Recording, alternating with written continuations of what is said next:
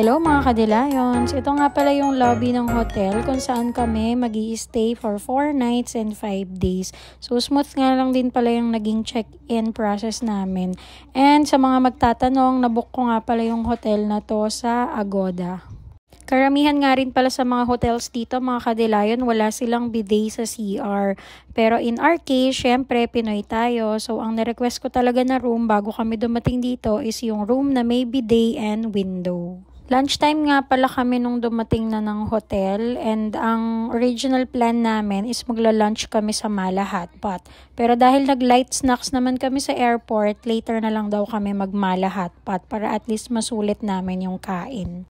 Lumabas nga pala ulit ako mga Kadilayon para mapakita namin sa inyo yung room. So ayan, triple room yung binook namin through Agoda and ito yung CR nila. Meron pa silang bathtub. And syempre, ang nirequest nating bidet, ayan. Maganda rin pala yung vanity area nila and kompleto na sa mga toiletries.